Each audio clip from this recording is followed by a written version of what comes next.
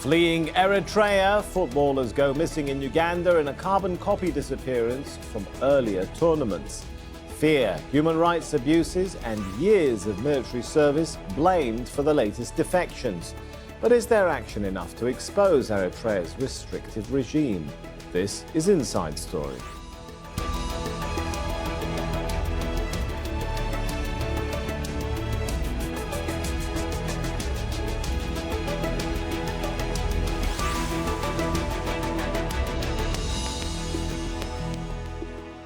Hello and welcome to the show. I'm Sami Zaidan. Well, ever since independence from Ethiopia 26 years ago, Eritrea has been ruled by President Afwerki. He dismisses rights groups, alleging his regime is one of the world's most tightly controlled, where opposition parties are banned and the judiciary isn't independent. Thousands of Eritreans leave every year, mainly to escape rights abuses, as well as enforced and lengthy military service. And footballers too, defecting while playing abroad for the second time this year. 7 went missing after their final game at a recent regional tournament in Uganda's capital, Kampala. 5 fled their hotel in Uganda in the middle of a regional tournament in October. In 2015, 10 players refused to return home after a World Cup qualifier in Botswana. 15 players and the team doctor disappeared in Uganda in 2012 and were granted asylum a year later. And in 2009, the entire team failed to return home from a tournament in Kenya. Amnesty International says a turning point for human rights violations in Eritrea was when the government campaign of repression started in 2001. Amnesty says Eritrea is dangerous for anyone showing political dissent or attempting to avoid national service. Government critics in exile say they're often harassed or threatened by the ruling party. Eritreans who stay often face indefinite detention for publicly criticizing the government. Journalists and human rights activists have often disappeared. Eritreans who get caught fleeing the country can be detained indefinitely.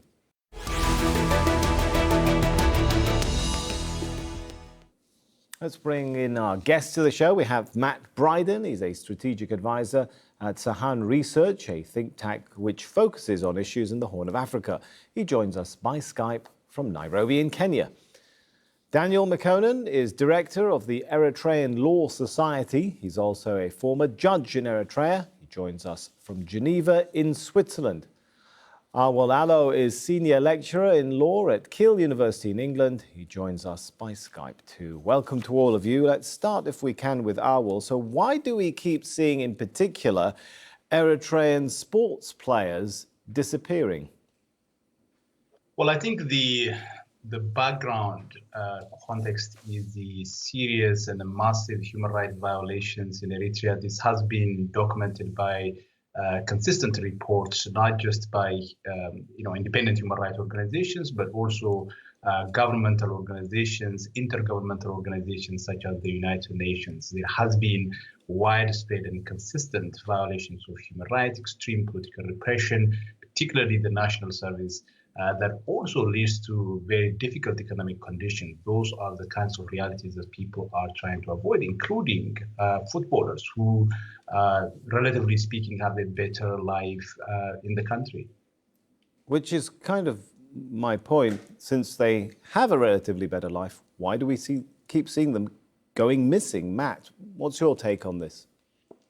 I think it's probably explained in 2 ways. One is that the numbers we see of footballers are relatively small if you take into account the overall numbers of people who continue to flee Eritrea.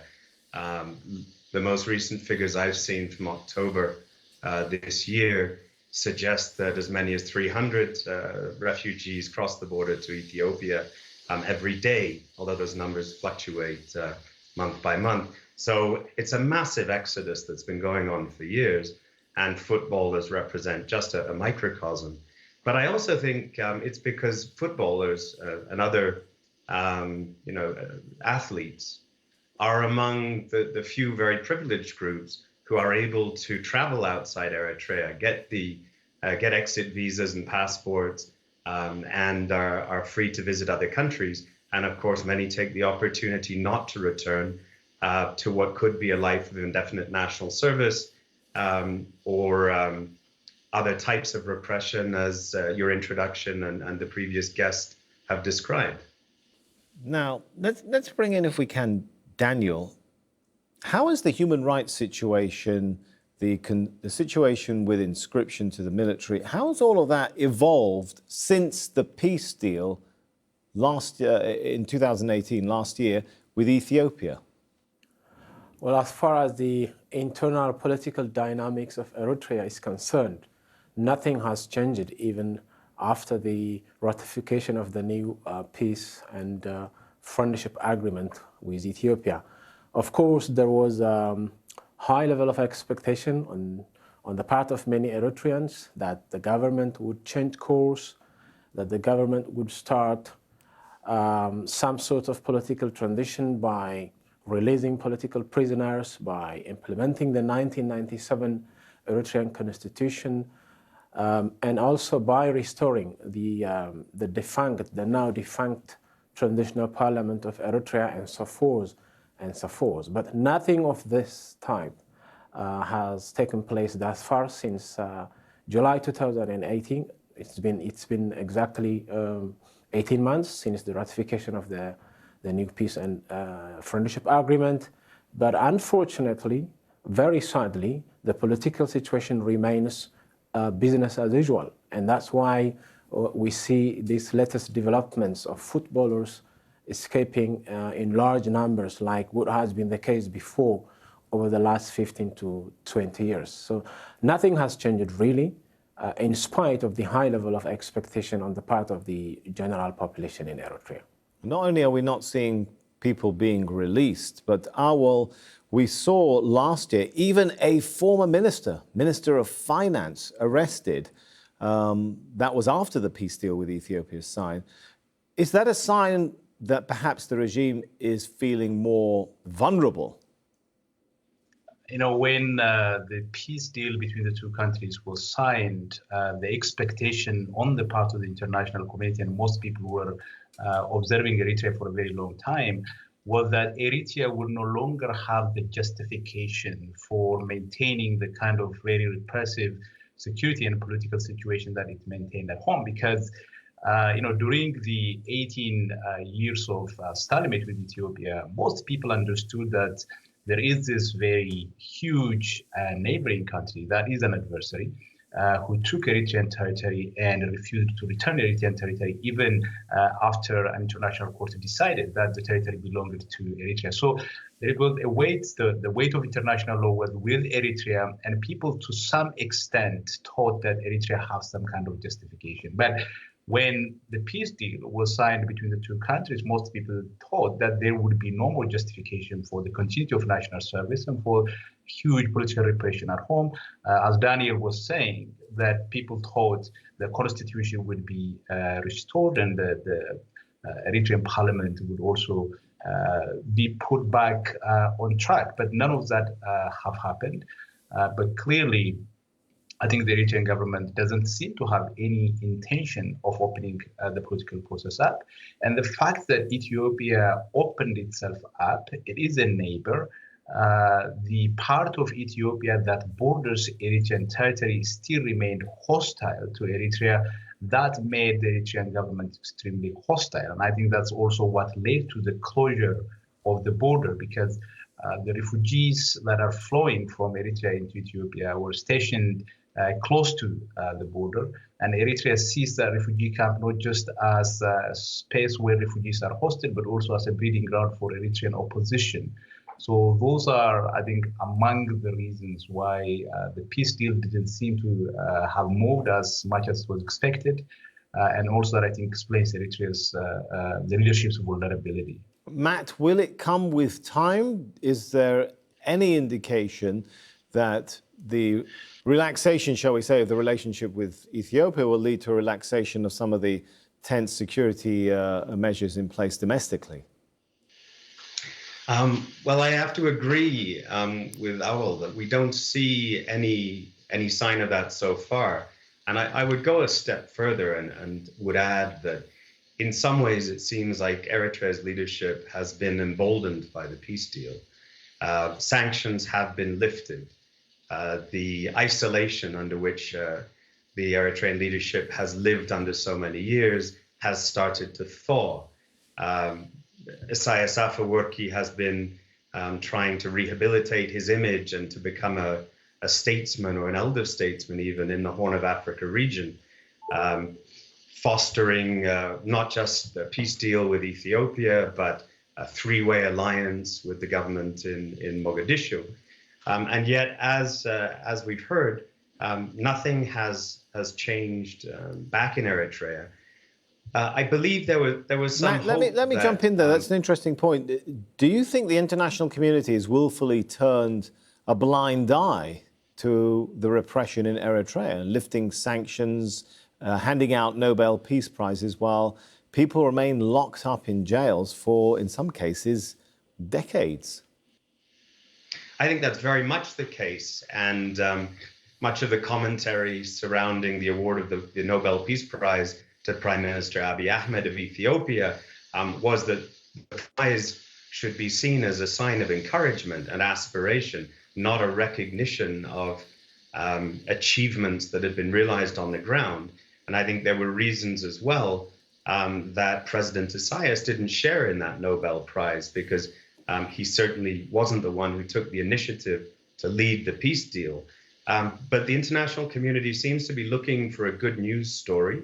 The fact that Eritrea still has a border dispute with Djibouti, which was one of the reasons for sanctions, is still failing to provide any information on Djiboutian soldiers who are missing in action or possibly prisoners of war, another justification for sanctions. All of that has been set aside in the hopes that somehow some positive momentum can be built behind these developments. But I don't see any sign of real change in the near future. Well, let me go back to Arwal. Why are we seeing the international community turning that blind eye, Arwal? I don't think the international community is turning a blind eye towards Eritrea in particular. I think the international community, if there is such a thing, usually intervenes whenever the interests of powerful countries aligns with the interests of people, which is usually very rare. But I don't think particularly the international community is turning a blind eye. Over the course of the last 18 years, I think Ethiopia pressured the international community in a lot of different ways to isolate the Eritrean government. The isolation of the Eritrean government also, in my understanding, brought a lot of misery to the Eritrean people. Economically, the country was excluded. In the final analysis, it's ordinary people who actually paid the price for the economic burden the country was under.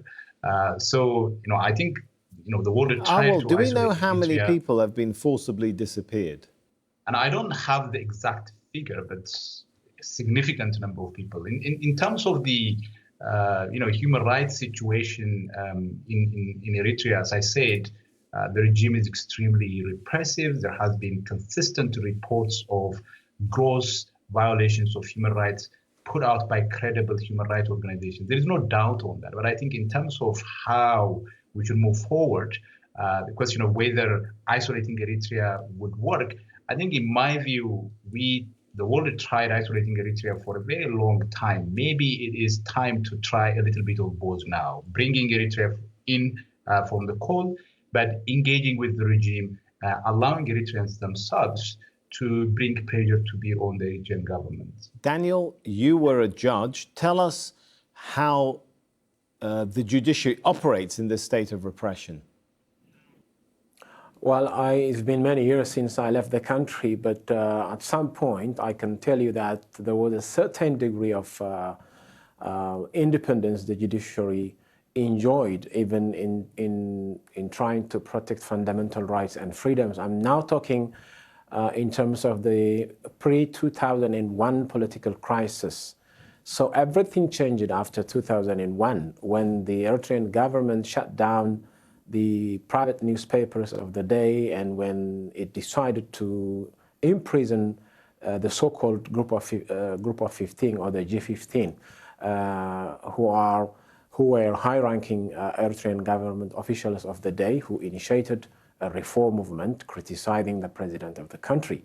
So everything has changed since then. But even when I say there was a certain degree of independence enjoyed by the judicial branch, it doesn't mean that the judiciary was indeed truly free and independent in the real sense of the term, as we see in other experiences. But definitely in relative terms, I can say there was some space. So things have changed completely since 2001, and what we see now is a complete breakdown of the rule of law, as has been sufficiently reported now by the two major reports of the United Nations Commission of Inquiry on Human Rights Violations in Eritrea, and of course the follow-up reports as well by the UN Special Rapporteur on the situation of human rights in Eritrea, including the report of the Special Rapporteur from last year, from June 2018.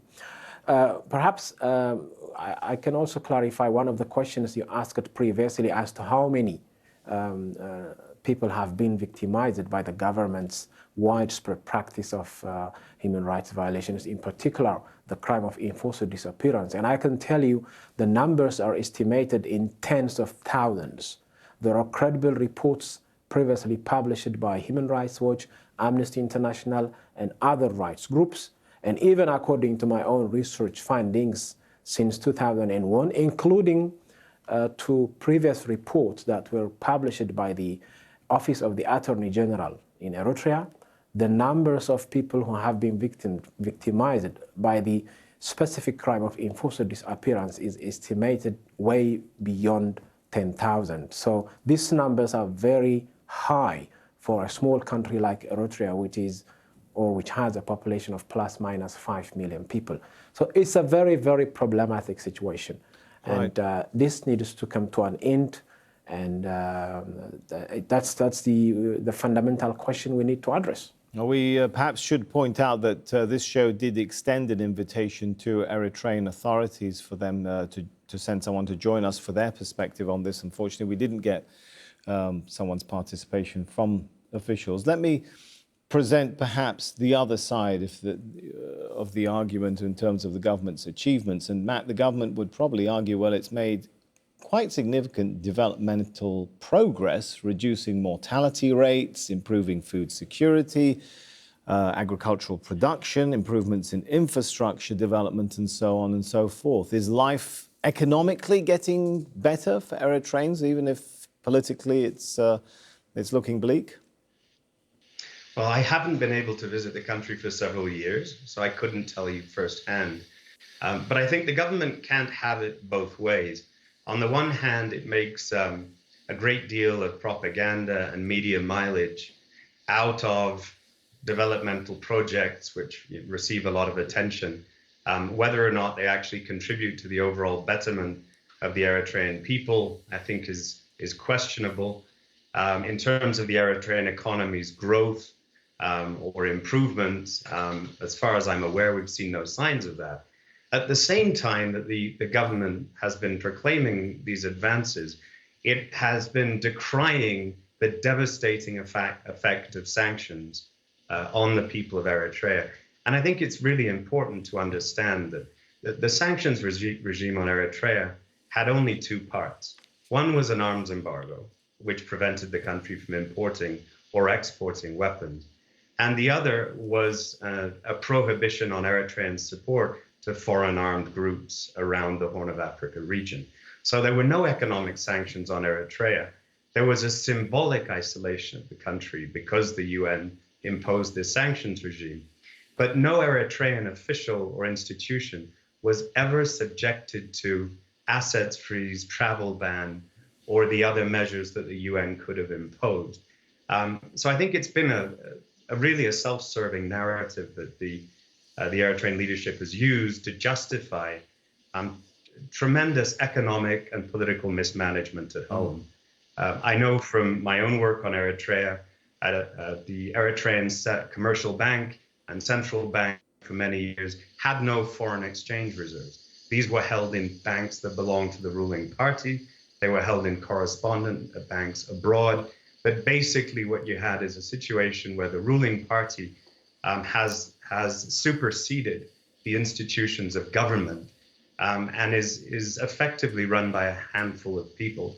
As long as these conditions persist, I really don't see any hope for major development or economic progress on the part of Eritrea as a country.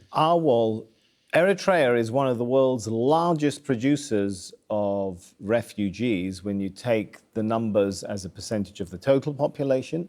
Many of those people are the youth. What sort of toll does that take on the country's economics, its future? The very brains of the country are draining away, some would say. Absolutely. A significant number of highly educated Eritreans leave the country. And Eritreans naturally are very creative, very industrious people.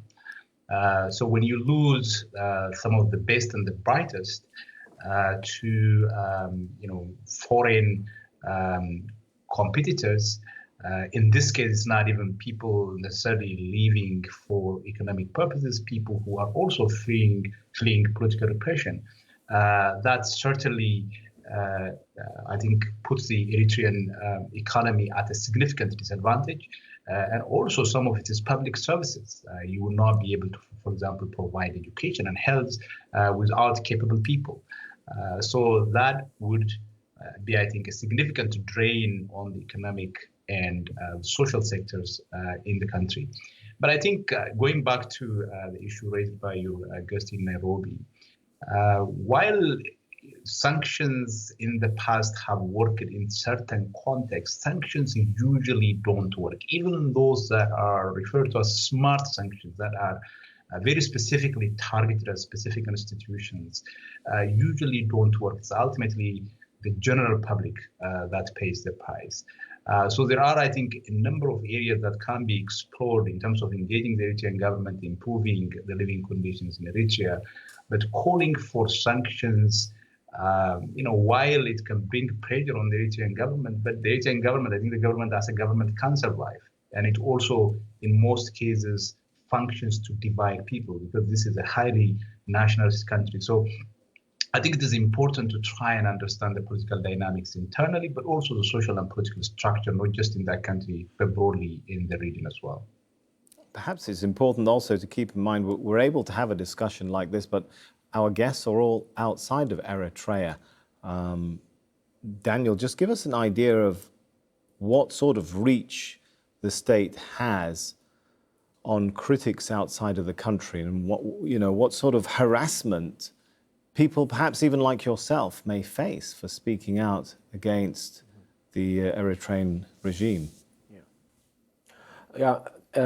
Historically, the Eritrean government comes from, the legacy of a liberation movement, the Eritrean People's Liberation Front, which has had widespread support throughout the Eritrean diaspora communities. And as we all know, Eritrea as a country also has a long history of forced migration, at least dating back to the 1960s, because of the prolonged armed conflict against Ethiopia, basically the War of Liberation, and also after the independence of the country, in particular since 1998, the problem of forced migration has continued persistently. And because of all these factors, there is a very large contingent of Eritrean diaspora communities throughout the world.